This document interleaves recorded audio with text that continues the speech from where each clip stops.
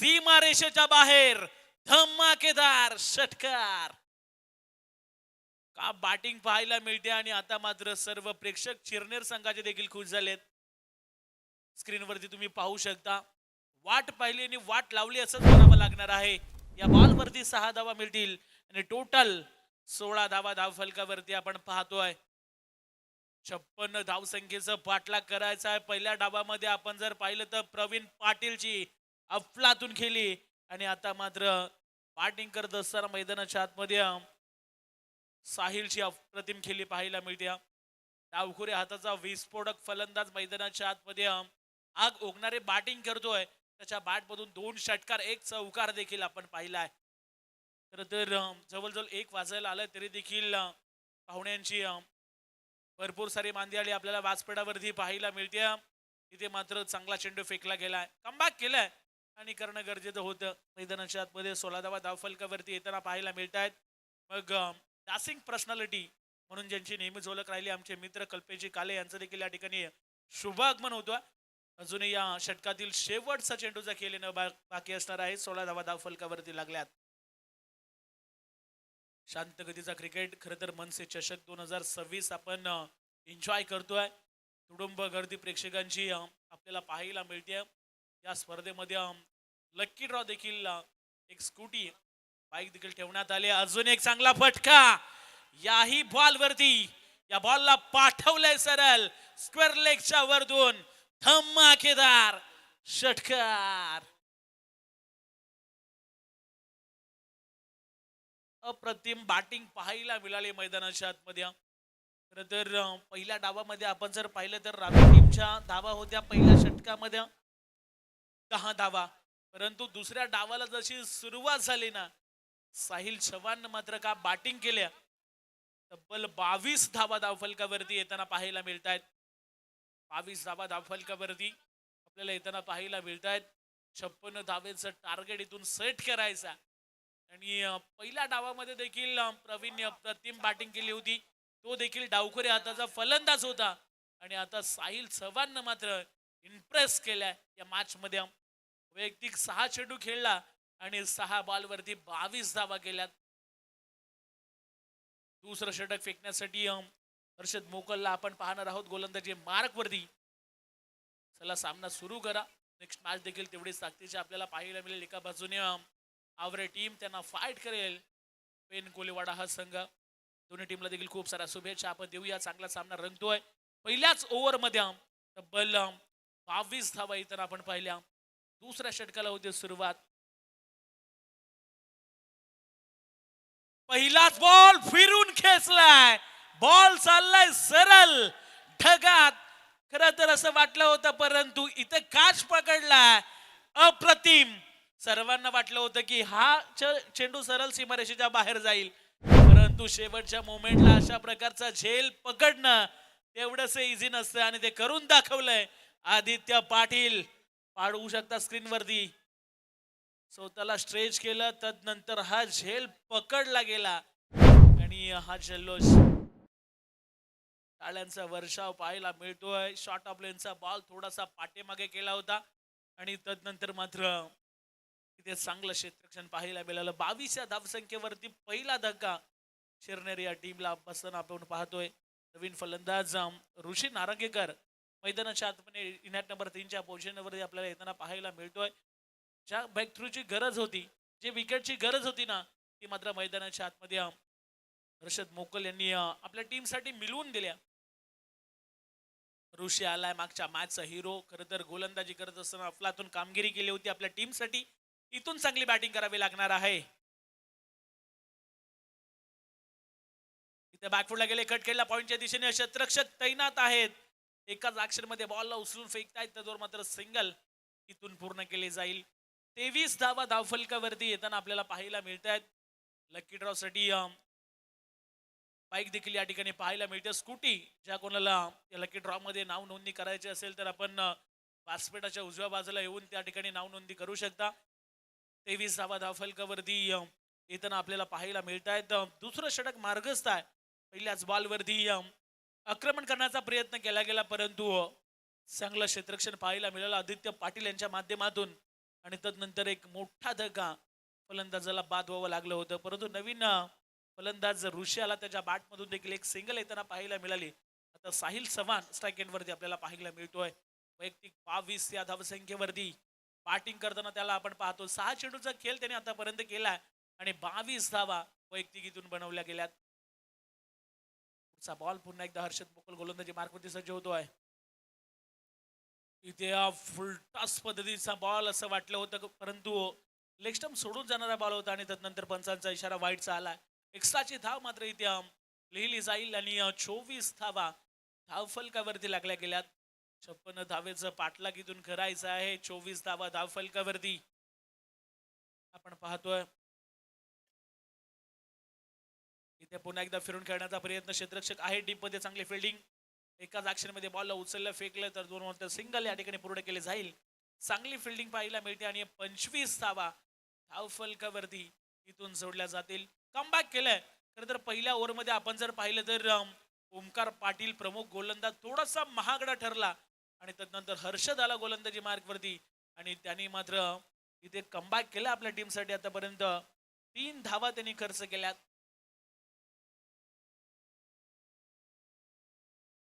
ऋषीचा switch hit करण्याचा प्रयत्न जरूर केला होता, परंतु इथे मात्र सरळ सल्ला विकेट किपर चंदन पाटील यांच्या हातामध्ये डॉट बॉल. अप्रतिम गोलंदाजी, ज्या षटकाची खरं तर नितांत गरज होती रायबादेवी रावे टीमला, तेच षटक आतापर्यंत हाताळले हर्षद मोकलनं. फक्त 3 धावा दिल्यात आणि टोटल 25 वरती जाऊन पोहोचलंय. इथे फुलटॉस आणि चुकीला माफी नाहीये. बॉलला पाठवलंय 6 धावेसाठी. हा येईल षटकार. यस, चेक केलं जाईल वेस्ट हाईट बीमर आहे की नाही, बॅटिंग टीम रिव्ह्यू असेल. यस, ज्या प्रेक्षकाने या ठिकाणी आवाज येईल टिपलाय त्याला विनंती की आपण स्टेजवरती या. अगदी या ठिकाणी आपण पाहतोय 100 रुपयांच्या पारितोषिकाचा तो मानकरी ठरलाय आदरणीय रुपेशदा पाटील. खरोखर म्हणावं लागेल, खरं म्हणायला गेलं तर डिलिव्हरी आहे, सामना सुरू करा. तुमच्या प्रेझेंट ऑफ माइंडची सातत्यपूर्ण दाद देईल. आयोजन करणं सोपं आहे, खरं म्हणायला गेलं तर शिल्पकार पाठीशी होते, परंतु त्या आयोजनात प्रत्येक बारीक गोष्टींवरती फार लक्ष केंद्रित केलंय. अजून एक बॉलला सरळ पाठवलाय, परंतु प्रयत्न लाजवाब राहिले आणि इथे मात्र बॉल चाललाय सीमा रेषेच्या बाहेर. बॅक टू बॅक दुसरा षटकार. आता रुपेशदा पाटील हा झेल काय समजायचा. प्रेक्षक चाणक्ष निघाला त्या ठिकाणी.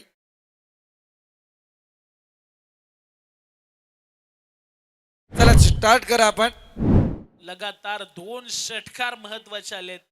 षटक चांगलं चाललं होतं, परंतु 2 षटकारानं पूर्णपणे त्या ठिकाणी पाणी फेरलंय असंच म्हणावं लागणार आहे. 37 धावा झाल्यात. 12 चेंडू आणि 19 धावसंख्येची गरज. 12 चेंडू 19 धावसंख्येची गरज असेल. 37 धावा धाव फलकावरती इथून लागल्या गेल्यात.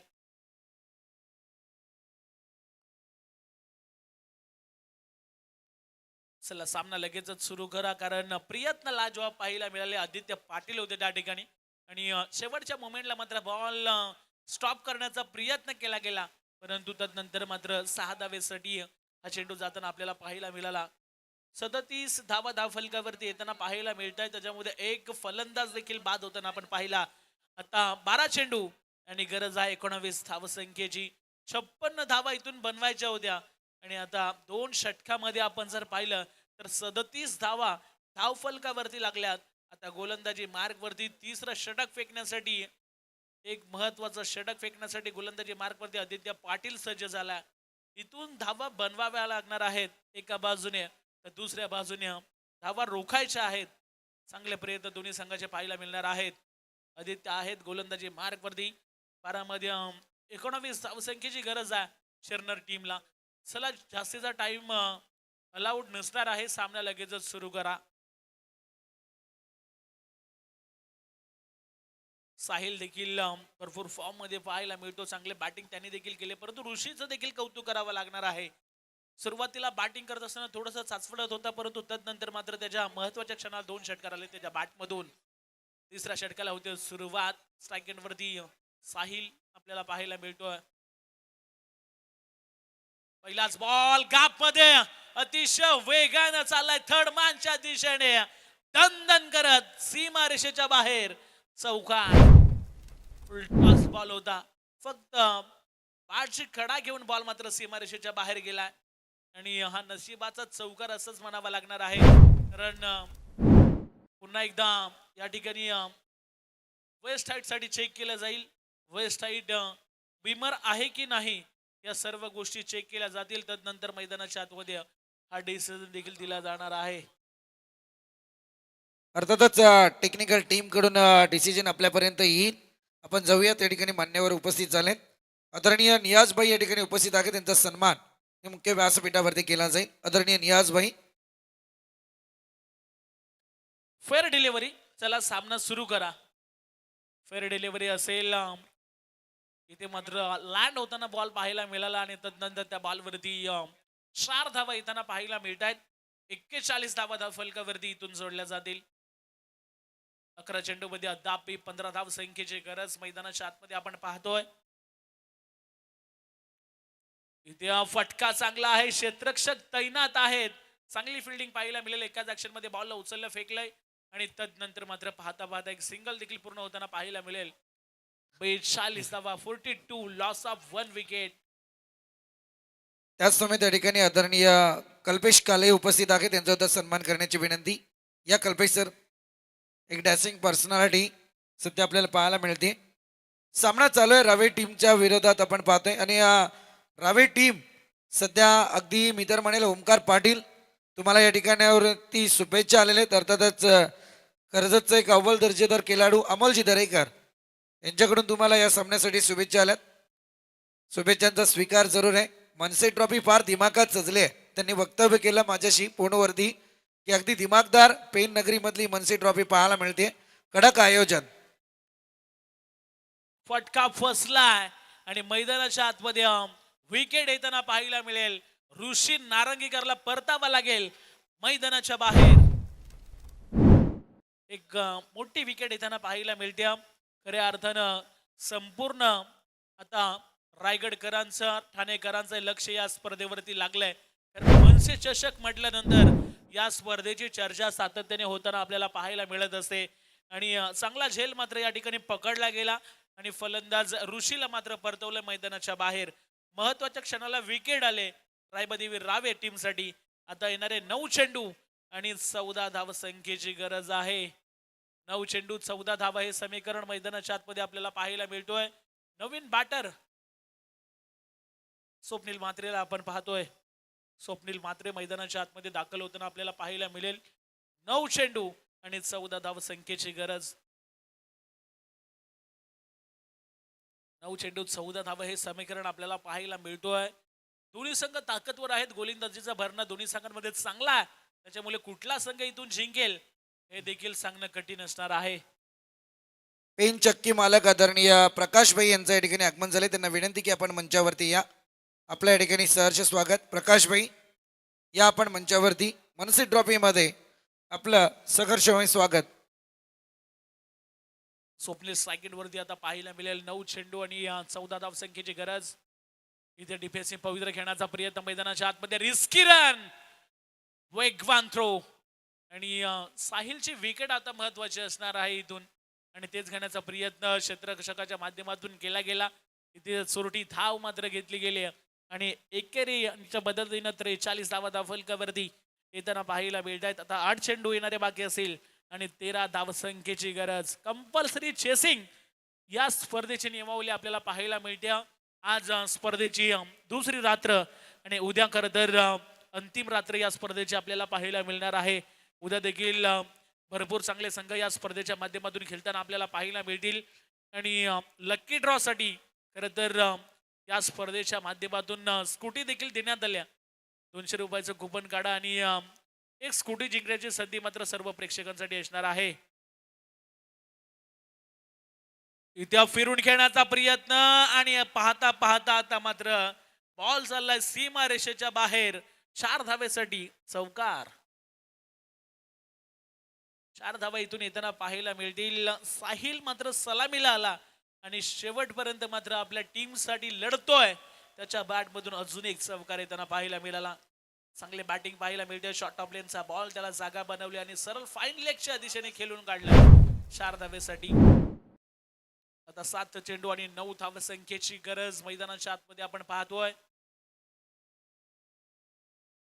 इथं फिरून खेचलाय बाहुबली स्ट्रोक, ढगात लाइटिंग लावत बॉल चाललाय सरळ सीमारेषेच्या बाहेर. 6 धावेसाठी षटकार. आज मात्र चिरनेर संघाचा बाहुबली काय बॅटिंग करतोय आणि बॅट देखील उंचावून सांगतोय की बॉल शोधून आणा. चाललाय षटकार. अप्रतिम. स्क्रीनवरती तुम्ही पाहू शकता बॅट कशी वरती गेली. बॉलला शोधून आणावं लागेल आता.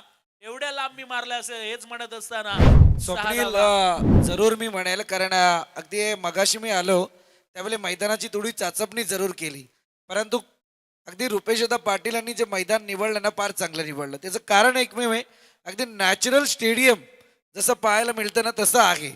पहा इथे व्हॉलेंटिअरची जर विचार करायला गेलं तर अगदी कमतरता भासून देत नाही, इतकं नॅचरल स्टेडियम आहे. बॉल तुम्हाला बाहेर आणायची गरज लागत नाहीये, सरळरित्या बॉल पुन्हा एकदा मैदानात येतोय. कारण आता जर या षटकाराचा विचार करायला गेला तर बाजूला जर ही टेकडी नसती तर आतापर्यंत लॉंगेस्ट सिक्सर सुद्धा पाहायला मिळाला असता. इतकं नॅचरल स्टेडियम पाहायला मिळतंय. 6 चेंडू 3 धाव संख्येची गरज आहे. गोलंदाजी मार्क वरती गोलंदाज आपल्याला पाहायला मिळत आहेत. पूजन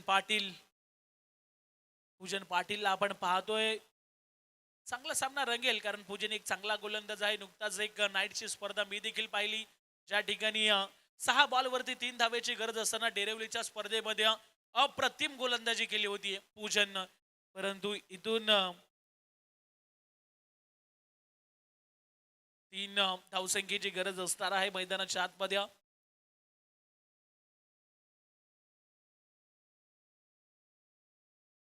जाऊया मैदानाच्या दिशेने. 6 चेंडू 3 धाव संख्येची गरज आहे.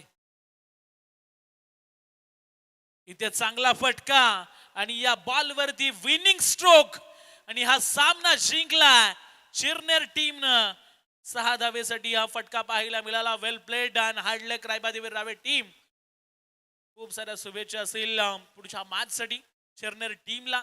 आणि या मॅचचा मॅन ऑफ द मॅच ज्यांनी ही संपूर्ण मॅच गाजवली आणि 11 बॉल मध्ये 38 धावा केल्या, साहिल चव्हाण ठरतोय या मॅचचा मॅन ऑफ द मॅच. चला नेक्स्ट मॅच. आवरे आणि पैन कोलीवाडा हा संघ खरतर मैदानाच्या आतमध्ये खेळताना पाहायला मिळेल. यस, आणखी एक तमाम क्रीडा रसिकांना आमंत्रण जरूर देईल. तारीख तुमच्यापर्यंत डिक्लेअर जरूर होईल. अर्थातच मनसे चषक 2026 चे यशस्वी आयोजक रुपेशदा पाटील आपल्याला या मंचावरती पाहायला मिळत आहेत.